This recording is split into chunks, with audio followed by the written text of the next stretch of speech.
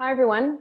I'm Jen Kuzmic. I'm the Executive Director of the Banff World Media Festival and the publisher of Playback. And we are thrilled to be here today in partnership with the Carla 2020 conference, which is taking place in August from the 21st to the 23rd. And today we're going to have a conversation that is very integral and important to what the Banff World Media Festival is, and also that grows out of a program that we've created called Banff Spark. And Banff Spark is a program that is designed to accelerate women-owned media companies in Canada. But it is by no means meant to be constrained within Canada. We hope that this is an international movement designed for the simple goal of achieving equality and inclusion across the media industry, across the film and television sector, but across media more broadly. And we believe that part of the solution is to do that through an economic lens. So we like to say at Banff Spark, there is no equality until there's economic equality. And we think part of the solution is to have more women-owned media companies. So with that in mind, I will introduce our panelists, and we're very lucky to have them here. All of them are extremely successful entrepreneurs and founders in their own right. So first we have Maria Armstrong. She's the CEO and executive producer of Big Coat Media, which among other titles is the company behind the wildly successful Love It or List It series and format franchise. And we're pleased to have you here, Maria. Maria is also a participant in Banff Spark this year. So we'll talk a little bit about that and about what you're hoping to achieve through Banff Spark and beyond. Next, we have Clelia Mountford. Clelia is the co-founder of Merman, and Merman is behind numerous titles, some of the most entertaining shows that are currently on any screen, including Catastrophe, Motherland, There She Goes, and others. So thanks for joining us, Clelia, from London. And now we also have Tamara Simmons, and Tamara is the executive director, or executive producer, sorry, of the Tamara Simmons brand agency, and also one of the creators and executive producers on Surviving R. Kelly, which is, you know, aside from being an incredibly successful series, also a very, very, very important series that sparked real social change. And so we are just absolutely thrilled to have all of you here today. The goal is to first set the scene with some statistics, and I will give a little bit of a proviso that these statistics are general to kind of the media industry and to women-owned businesses and women's entrepreneurship generally, because and I would urge anyone watching today to start measuring, because once you have a baseline, we can understand where we need to go. There are really very few studies or statistics about women-owned media companies, women-owned production companies. We've done our work, and there are very few. So we're going to call up some statistics right now that are going to give us a bit of a background. And give us a foundation to start our conversation. So women make up 49% of the workforce in the media and entertainment industry in the US, and yet they hold 27% of C-suite positions. Women of color hold a mere 4% of these positions. Women lead less than 6% of the United States' top 3,000 companies. Women-led enterprises are 63% less likely to receive VC funding in the US. And between 2002 and 2014, researchers compared the returns of Fortune 1000 companies led by women CEOs to those of the S&P 500 companies, which are run mostly by men. And during that time, the companies with women at the helm saw 226% higher returns. Equal participation by women and men as entrepreneurs could increase global GDP by 3 to 6%, adding $2.5 to $5 trillion to the global economy. So those are some really broad statistics, but I want to move beyond the statistics and find out from all of you who are, as I noted, really founders in your own right, what your experience has been in building your companies, where you hope to go, where you think the roadblocks may be, if there have been any, and then there may not have been for you. So I think the first thing I'm going to ask each of you is, why did you decide to launch your own business, your own shingle? What was the impetus and the opportunity, or was it opportunity, or was it just necessity? What was the challenge that you faced in doing that? So maybe start with you, Clelia. Okay, well, I set up Merman with Sharon Horgan about 6 years ago, and I'd reached a point in my career personally when I felt that I'd done a bit of everything. So I'd been a freelancer, I'd been a head of department at a big TV company, a head of comedy. I'd worked as a producer, executive producer, all through the ranks, worked in theatre, film, radio. And I'd been working with Sharon on a few projects, and I think we'd got to the point where we wanted to own more of what we were making rather than work for mainly male execs in the comedy world. I mean, that was a big issue, running a female-led company in the comedy market, because there weren't many women doing that 6-7 years ago. So we just wanted to choose what our projects as well, and have more ownership, more independence, and not be dictated to by male execs. I mean, it wasn't just a political reason, it was also, we found that we had a similar taste. So Sharon wrote me a sort of "will you date me" email and said, I think it's time we should do this, and neither of us know anything about business, but let's give it a go. So that's how it started. Okay, how about you, Maria? Well, very similar to your experience.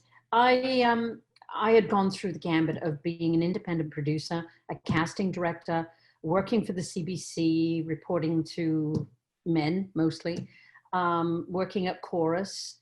My immediate superiors were women, but the guys who made the decision were the men.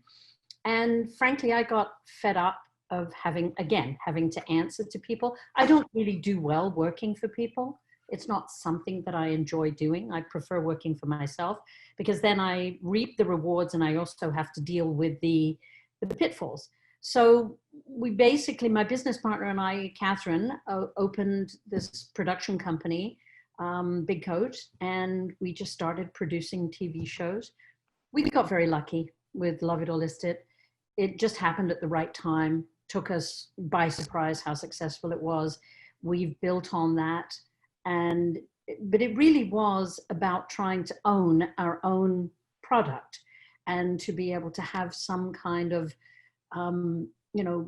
ongoing income, which normally you do all the work, you give your product away, you've got your salary, sure, no problem, but you put all this work into it and you don't own the IP. So the whole idea for us was to own as much IP as we possibly could, and to grow our company internationally, and move more into the United States, as well as staying in Canada. So it was really because I just wanted to do my own thing rather than report to somebody else, which is very similar to Celia. I'm going to move to Tamara, but I do have a question for you, Maria. So you are a participant in Banff Spark, and the goal of the program is to help women-owned businesses get greater scale and grow, whatever way that may be. Why are you part of Banff Spark? Because I think we've hit a roadblock, and we've been narrow focused, and we're so much more. I mean, my background is drama. That's all I did for the first 20 years of my career. Mm-hmm. And so we've been pigeonholed into the reality. Nothing wrong with that. Listen, I love the checks that come in every 3 months from the distributor, don't get me wrong. And I love the show, and it keeps me on my toes. But we are so much more. And my business partner just opened a podcasting company, and she's doing extraordinarily well. So we're trying to diversify, and we found that we were hitting a roadblock. So I hoped that Spark would be able to give me some tools that I could actually break through that roadblock. We're going to try. Yeah. Tamara, tell us your origin story. Tell us, the launch of your own business and why you did it. Okay. Well, thank you first for having me on here. I really appreciate that. But I started my production company because I was kind of like thrown into television because I had a branding and marketing agency initially where I was representing a lot of different like celebrity talent. And so I wanted to like start pitching the talent to different networks and kind of do like Maria was like doing casting and things like that. And so kind of started doing that for, several different companies independently. But when I got into television production, the first show I franchised was Growing Up Hip Hop Atlanta, which is a celebrity-based show. And I was just like, okay, this is reality TV. This is what everyone, says they want to do or they want to be on. And I just was like, well, I wanted to do something a little bit more meaningful. So I wanted to create something that was going to be outstanding and continue to move in that direction. And then, so I did a couple different seasons on Growing Up Hip Hop and Mary Mary and different like reality shows. But then when the new allegations came out against R. Kelly, that's when I started digging like a little bit deeper. It was just something that resonated within my spirit. And I was like, I need to like research this and figure out why is this coming back again? Because it started out, in 2008 allegations. I'm like, it's 2017. Like, why is this popping up again? Like, what is really going on? I guess my antennas kind of like went off during that time because I just was curious. Didn't know that I was going to end up creating a documentary from it or anything like that. I just wanted to gather and research information. But, did the documentary and it was a success. Never really thought like, if it was going to be impactful or make the change that it has made. That like none of us, I don't think, anticipated that. But seeing that it did, it just kind of made me want to launch my own production company and continue moving forward with, creating even more meaningful content and putting it out there so our world can change, because I realized the power of media.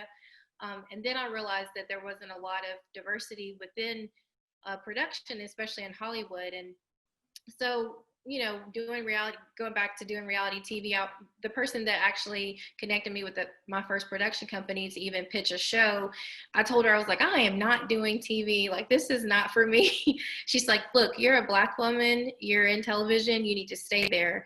I didn't understand what she meant at the time, but then as time progressed and I continued to work on projects, I'm like, oh, this is what she means, because, it needs to be someone that is like in that culture that can bring that content to a network, because you usually see, like white production companies that are talking about Black content, and it's like, I'm like, well, that's not really what happened, or that's not the history that I know, that sort of thing. So I felt that it was very important, and I thought, as a Black woman during this time period, that it would be very important to actually like lean on my other, producers and say, hey, is there something that we can do together? So I launched a production company in order to do that. I'm going to ask each of you what your perception is of where you are in your business and how many other companies there are like you. Clearly, you talked about, in the comedy space being, did you have any models for other women-owned companies? And what is again, we're going mostly anecdotally, and I'm going to make that plea again for there to be some specific studies to track, the women-owned companies. But what is in each of your experience in terms of, how rare you may be? Well, in terms of in the UK, I mean, that's what I can speak to. There were very few 6-7 years ago. There was Naira Park, who was running Big Talk at the time, who was doing film and TV, and she'd done Spaced and set up quite young. And I always looked to her as inspiration. But since then, there's at least 10 I can think of that are female-led companies that mainly doing drama, admittedly, but like Sister Pictures, winning awards all over the place. Red, Nicola Schindler as well, very inspiring woman. So we knew it could be done, but there weren't that many comedy companies. It was very much a boys' club. When I moved into comedy, I did drama first as well. and also those stories weren't being told for women's voices weren't being heard in comedy, or if they were, it would be one show and it was sort of box ticking. A commissioner would say, oh yeah, we've got female-led comedy. And obviously setting up with a writer performer, that was very much part of our DNA. We're a writer-led company, so I was producing Sharon's stories, but then we wanted to work with other talent and branch out and encourage newer female voices coming through. I mean, we don't just work with women. It's the story that's got to interest us, and the characters. I mean, There She Goes that we're doing at the moment is written by Sean Pye, but it's based on a real life experience of raising a severely learning disabled daughter. So it was the stories that were interesting. But our USP at the time was that we were a female-led company in the comedy space, and that was interesting to buyers because it marked us out a little bit more initially. No doubt. I'm actually going to take this time to just bring this discussion in.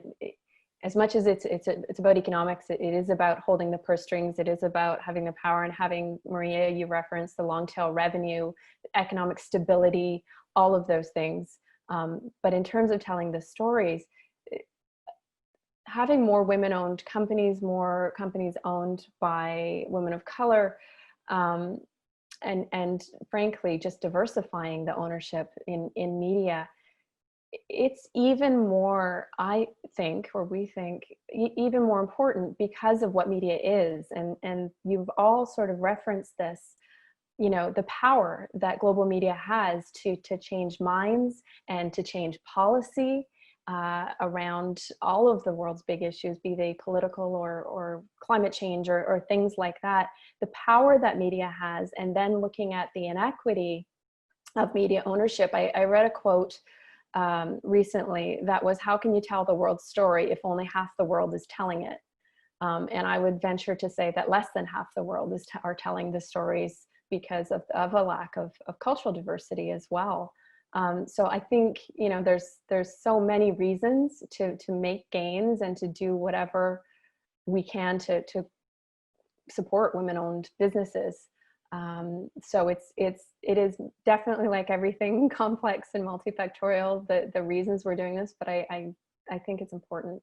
So Maria, tell me a little bit about how you feel in terms of being, you know, you are frankly one of the larger companies that is owned and operated by a woman in Canada. There aren't that many. And certainly when you get to big companies, large, the Blue Ants and the E1s, et cetera, they aren't there. So what's your perception of where you sit? Well, you're quite correct. I mean, the much larger companies like the Blue Ants and the Boat Rockers and the E1s, they've got a lot of women working, but they're not the women that are at the top.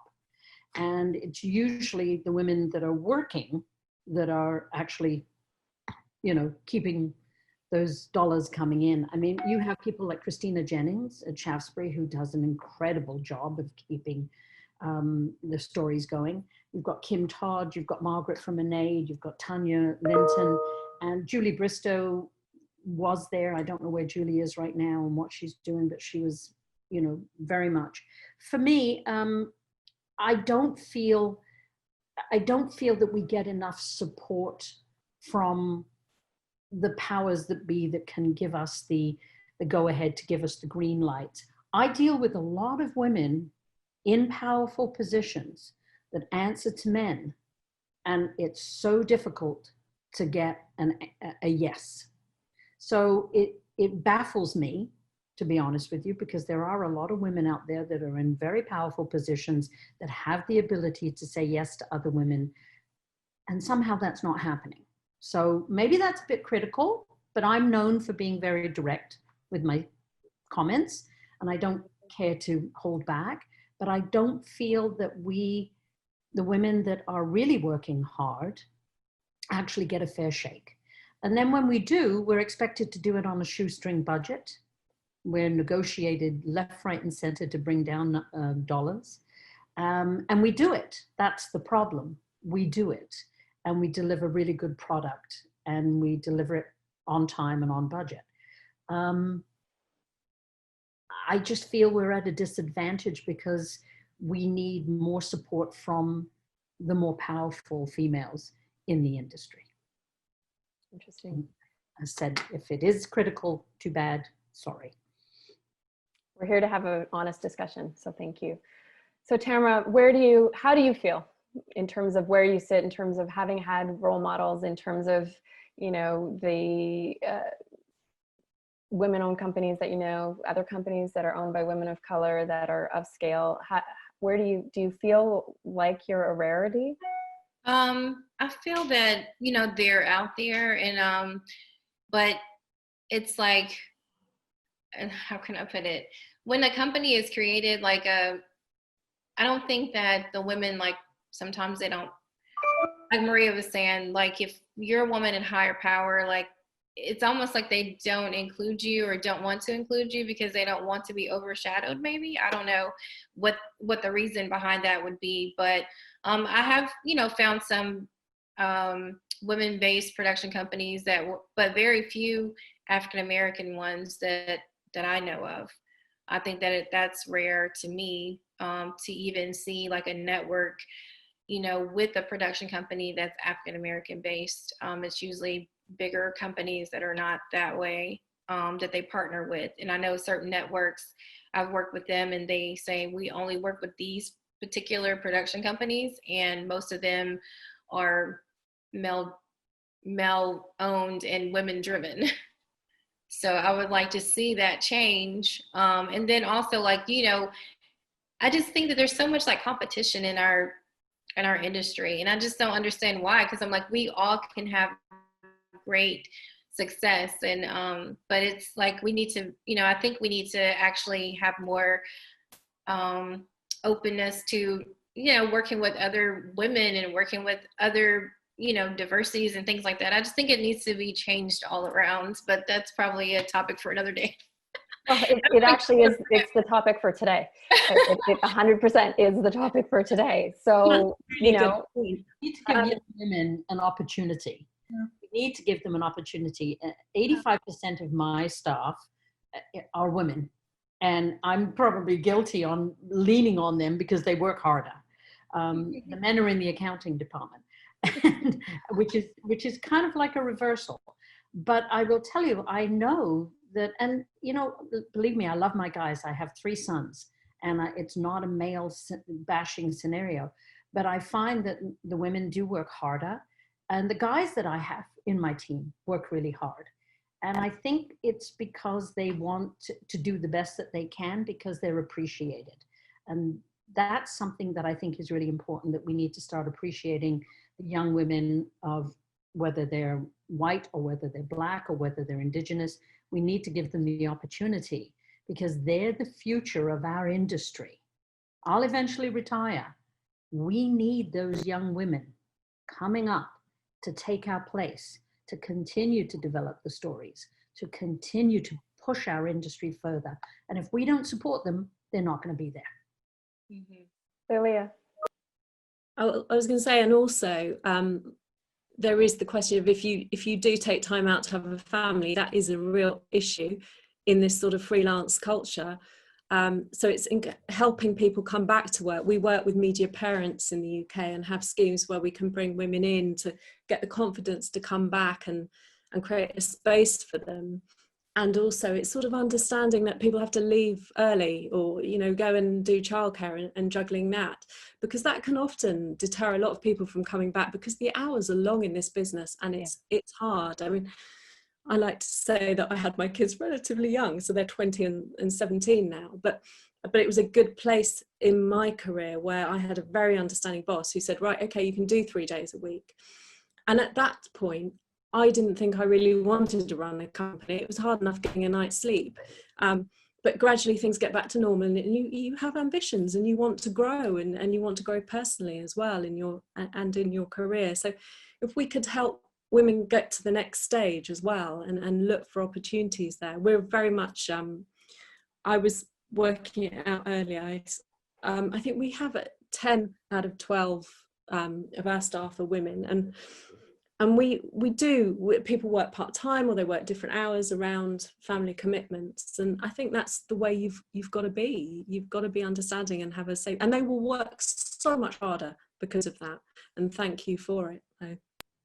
I will tell you very quickly, I had my twin boys 16 years ago, and I came back to work 3 weeks after they were born because I was working as the director of programming. And I was so concerned that I would be replaced. And then I decided to leave when my kids were 6 months old and open Big Coat. And that was the scariest time in my life because there was 4 of us when there used to be 2 of us. And, you know, it was pretty scary, but it was a necessity to actually take that leap of faith. It's interesting. So we did some workshops across the country for Banff Spark with our first cohort. And this exact discussion happened at every single workshop organically. And I had to think, if you got a group of male entrepreneurs together, how often would the conversation go to juggling schedules and childcare? It doesn't, and it's intrinsic, and again, another thing that perhaps a company that is owned and operated by women is able to see in a different light, and I think that's important. I want to circle back to, because this is, you know, show me the money, women who own it is the title of this this panel discussion. I want to get back to the money.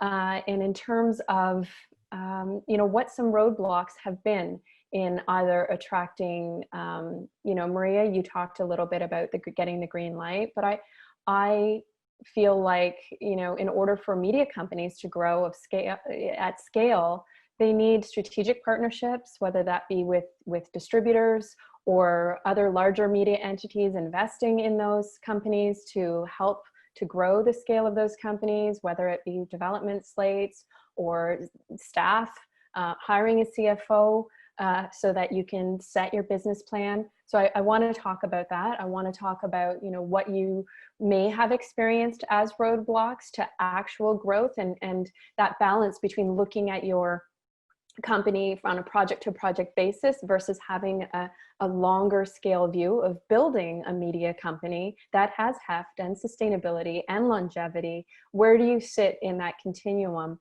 of going from project to project versus building, you know, and what are your ambitions? Are your ambitions to have a company of scale that works well, or is it to become a powerhouse? And any answer is fine. But I think it's an interesting question to ask. So Tamara, for you, you know, where do you sit in terms of where you want to grow your company? Where have you, you know, started to explore investment or partnerships, things like that? What do you feel have maybe been some of the roadblocks for you, or that could be roadblocks for other women-owned companies in terms of actually growing? Well, for me, it's always about the funding part of it. Like, you know, we can have the ideas, we can have the development part of it, but it's basically having that backing to be able to back you on those particular productions. And I'm just now exploring actually different options for that. So I haven't ran into any roadblocks as of now because I just started.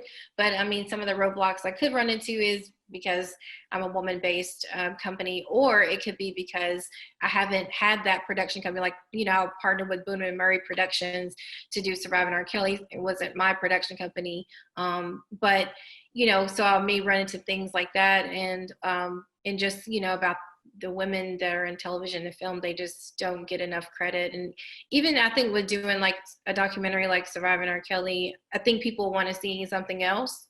So maybe if I have another, you know, #1 show or something like that, then it's like, okay, now we can give her a chance. So I think I'm like in the process of, I feel like I'm in the process of proving myself, even though other people on the outside feel like I have proven myself. I feel like I'm still having to say, yes, I can do this again. And I'm going to continue to, you know, own the fact that I know that I'm a great developer and researcher, and continue to move forward with like great projects.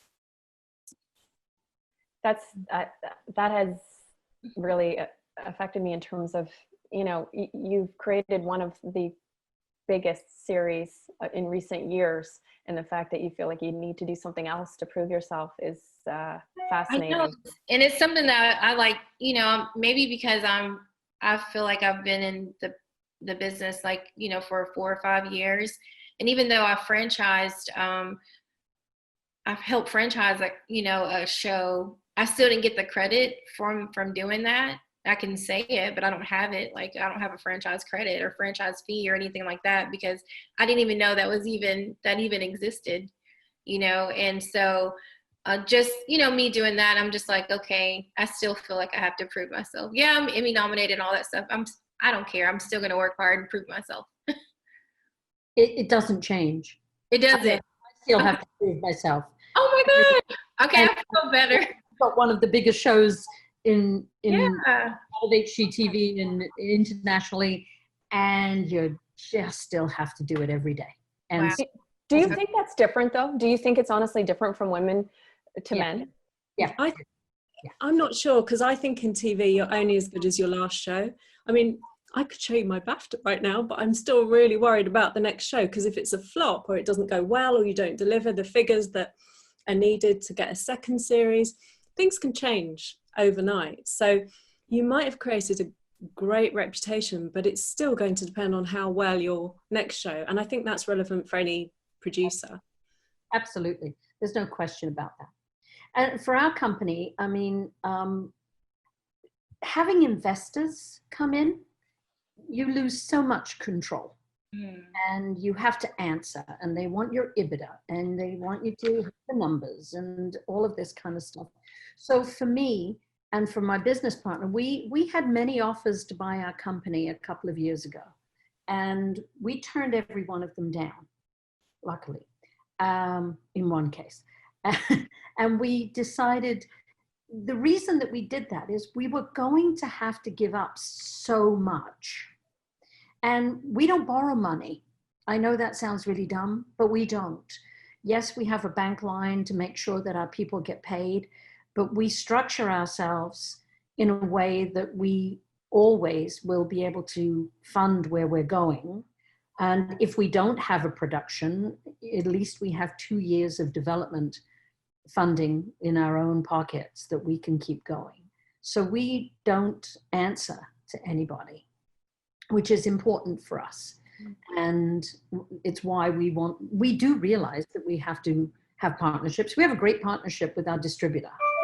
They do an incredible job for us, and they keep the show moving. We have a really good partnership with HGTV US, and we work with Chorus on giving them the show that we produce in the US. But having somebody come in and want to pile a pile of money into your company to make it grow, you lose so much. So we've had to try and figure out what is the right thing for us. Do we want to be huge and big and have, you know, tons of shows coming out of the yin yang that we have absolutely no control over? And sometimes, I mean, one of the things that bothered me the most, I want to be able to control the quality and the content of the show that I produce. I don't want to have to be told that I have to go and produce that show, because if I don't, I'm not going to make my numbers. And that means a lot to me, because it means a lot to my personal integrity. Well, that means a lot to me too. And so I'm taking notes. Thank you. So one of the theories that also has led to what we're doing with Banff Spark and what we're going to be doing, it's a long-term program, is that people in our industry, generally, not just women, don't always come from a business background, don't often come up through an arts background, and don't have an MBA, didn't go to business school. So they may not have that confidence and backing, in terms of their training, but also maybe they don't have the access to the circles of, partnerships and funds and the networks, the social networks, frankly, or social/business networks. What are your thoughts on that?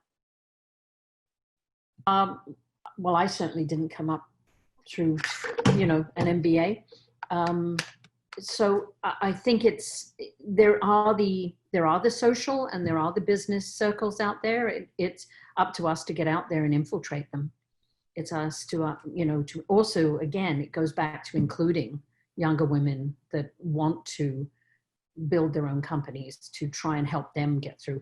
As you said, women in film really do a great job.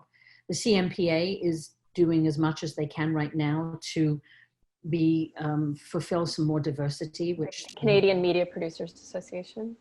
And they are looking for young women like Tamara to actually come forward and actually see if they can sit on the board of directors. I've been asked to kind of get people to help find diverse producers, women, Black women, Indigenous women, people of the, there's LGBTG, and I'm sorry, forgive me, I can't go through all the letters, I just don't know them all. Although I am part of that community. So forgive me, forgive me for that.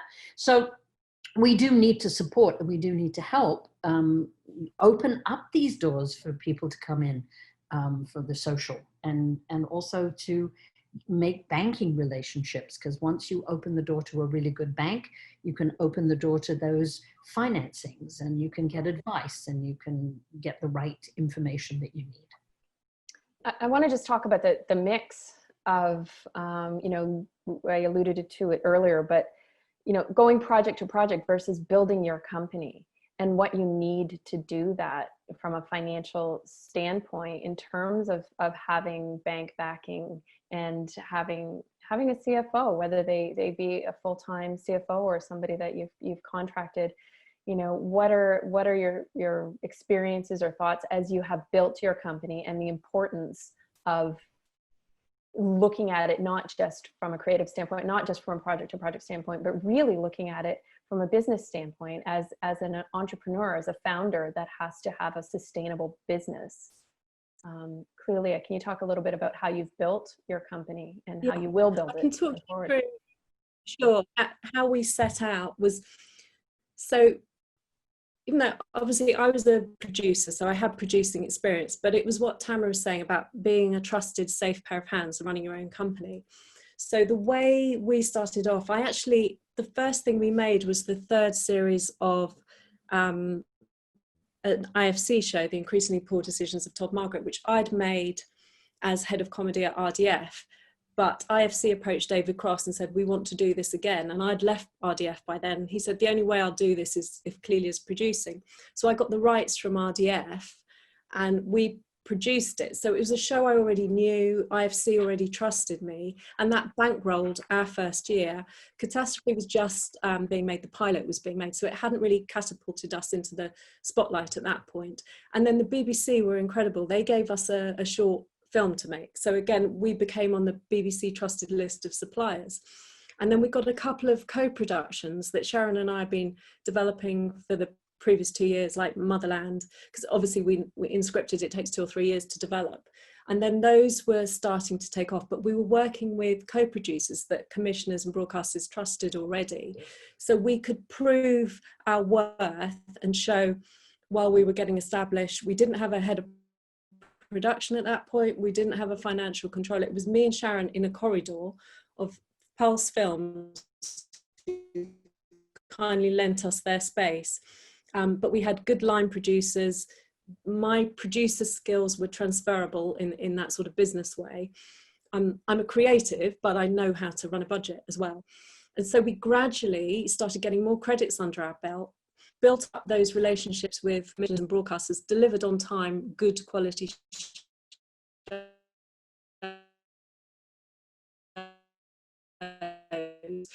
So then when they were ready, we could do that. And we did a distribution company. So a first look deal with Sky, who have invested in us so that we can expand into drama, which is what we want to do. That's our next step, to make drama, which is a natural step for us in the nature of our comedy, is very narrative led.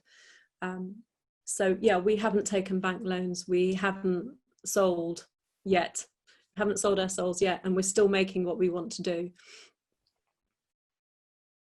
Tamara, just talk a little bit about how you're looking at the financial piece, and we're going to close out fairly soon, but I really want to hone in on this bit about, you know, maybe what are some of the missing pieces that women-owned companies need, that the industry can supply, or that they should be seeking out. So Tamara, for you, in terms of where you're at, you're going and seeking out partnerships right now and new projects and seeking out expansion. What do you feel, you know, is beneficial to your company to put you on that trajectory of growing from a financial standpoint? Well, I think it's just like Maria was saying, the bank relationships, either that, and like now my head is spinning. I'm like, maybe I don't want somebody to invest in my company, you know, but, you know, even just weighing the options of someone investing in it, or do you raise the money, or do you get the bank relationships? So for me, it's going to be a lot of exploring and trying to see what is the best for me, because I don't have a business partner. I've tried to partner with people, but I just don't know. I just, you know, maybe they don't get how I work fast. I don't know. I don't know. We work different. So, but I'm still trying to, you know, figure it out and explore it. But I develop like so quick. I have like so many shows that I have developed that my agent, I feel sorry for him, because I try to like not send him a lot. So I'm trying to get in a place to where I can actually produce the pilots and, you know, and visuals for this, so he can sell them, you know, faster and things like that. But I'm just constantly always developing. So if I can expand my development department of my company, I would love to do that. Just how Maria was saying, like have, you know, they have 2 years of, you know, in their personal that they can continue to develop without any type of assistance whatsoever. So that is my goal.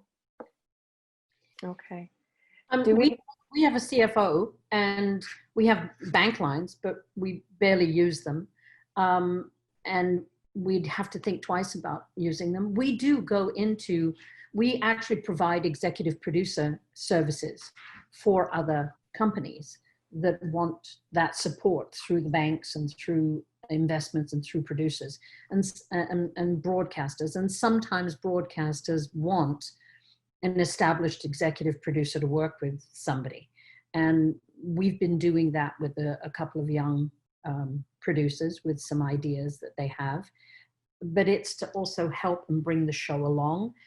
I know a lot of executive producers want to take the entire IP. That's not something that we want to do. We want to be able to work together with somebody to grow. And I mean, as far as our company is concerned, we'll just keep growing as much as we can, and we'll do everything that we can to keep it as profitable as we can, because that's important to me and my family, to make sure that, you know, the kids can still play their video games. And you can. All right, so we've run through our time. We have run through our time, and I feel like this conversation has only just started, but I hope that it is actually the start of a conversation that we as individuals will be able to carry on, and just start looking at this. Just start looking at the number of women-owned companies that there are internationally, what scale they're at, how they're growing, what we can do to support them. So I want to thank all of you for participating, for speaking openly and honestly, and for even having an interest in what we're doing. And I would encourage you and us and anyone who may be watching to continue to elevate women-owned media companies, women-owned media companies that are fronted by, you know, women of color and from all diverse backgrounds. It is truly, you know, the stories that are going to be told should be told by population that is representative of the actual population.